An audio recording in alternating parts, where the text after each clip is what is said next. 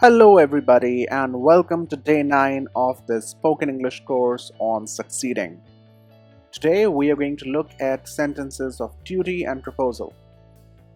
By the end of this module, you will have mastered the usage of should be, should have been, must, let's, and sentences that deal with need or wants.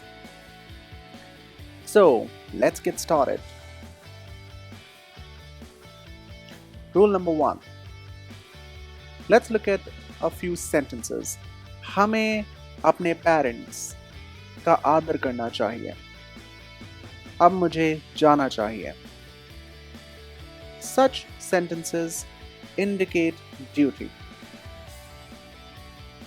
Formula for such sentences: subject plus should or should not plus the first form of verb.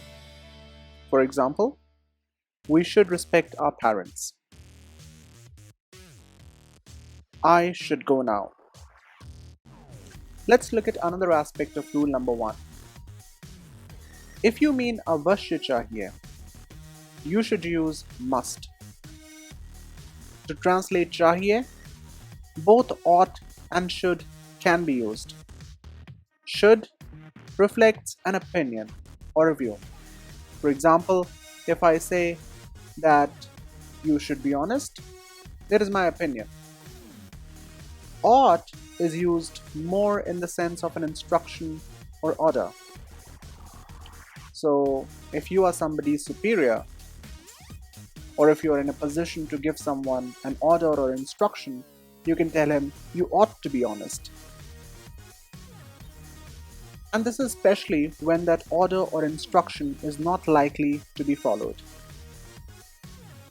For example, you ought to be honest, or you ought to be diligent, you ought to be hardworking. There are many examples that you can think of.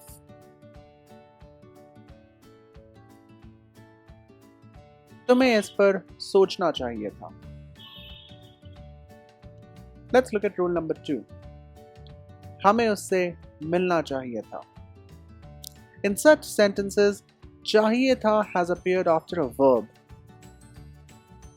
which shows that a certain action should have happened in the past. In the first sentence, the verb is sochna. In the second sentence, the verb is milna, and they have appeared before chahiye tha. Formula for translating such sentences: subject plus should have plus the third form of verb. For example, you should have thought upon it. So if you remember rule number 1, we had only chahiye at the end, and that was duty in the present tense. This is duty in the past tense, something which should have happened in the past.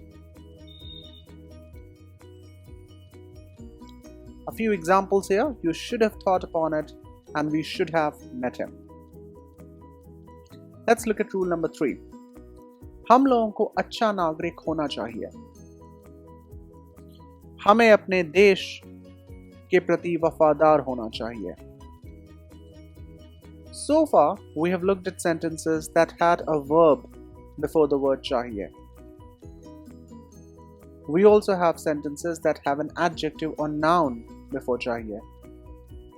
In the two sentences before you, nagrik and wafadar, both are nouns.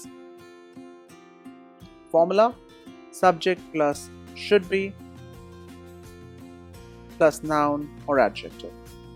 For example, we should be good citizens. So good is the adjective and citizen is the noun.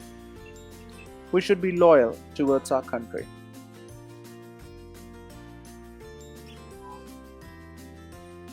Let's look at rule number 4. हमें उनका शुक्रगुजार होना चाहिए था. उसको customer से विनम्र होना चाहिए था. Such sentences have a noun or an adjective before chahiye tha. Formula for translating such sentences: subject plus should have been plus the third form of verb. For example, we should have been thankful to them. He should have been polite to the customer. Let's look at rule number 5. उसको अवश्य आना चाहिए. हमें ईमानदार अवश्य होना चाहिए. In such sentences, we have chahiye with avashya in the Hindi sentence. In such cases, use must plus the first form of verb.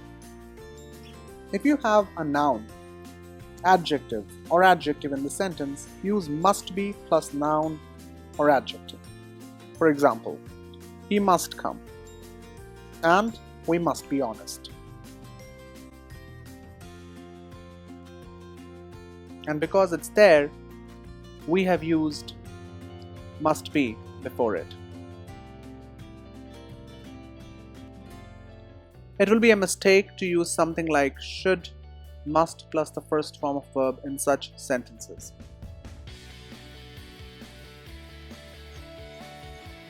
Rule number 6. हम लोग मूवी देखें. अब हम लोग काम करें. अब मैं गाऊं. Such Hindi sentences show a proposal to do something. Formula for translating such sentences: let plus object plus verb. For example, let us watch a movie.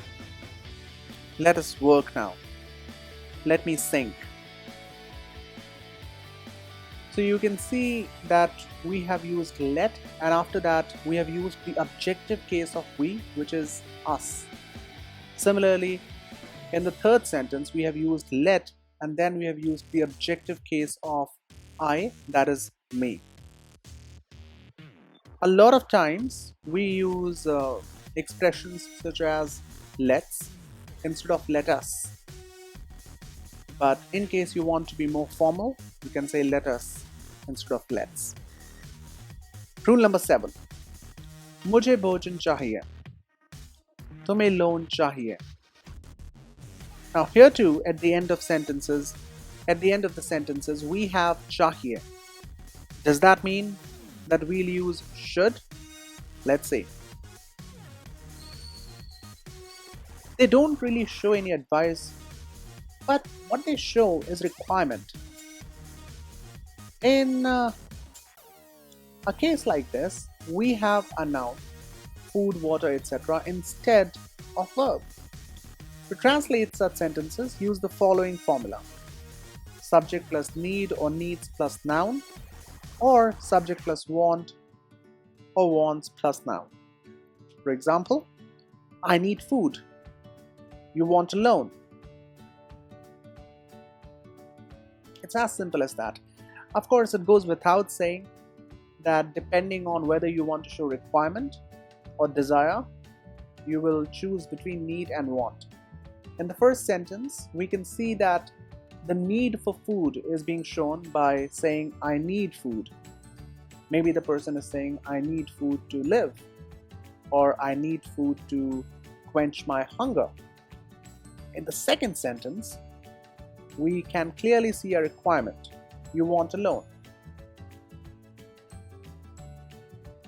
Rather, we can see a desire. So you want a loan instead of you need a loan. You can also use verbs like require. I require food. Or you require a loan. It is absolutely up to you.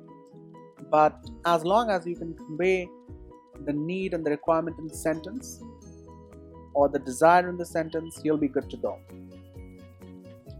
Now then, you're ready for the exercise. The exercise today is translating the following sentences into Hindi. So what I want you to do is, whatever sentences you see, translate them into Hindi, keeping in mind the rules that we have discussed. Also, you can go ahead and construct a few sentences on your own based on this lesson. The more sentences you make, the better. Alright, so that's all folks. Thank you so much for watching. Please do like, share, comment and subscribe to this video. It always helps us to bring more such content for you so that we can help you improve your English to even greater heights. Until next time, bye-bye.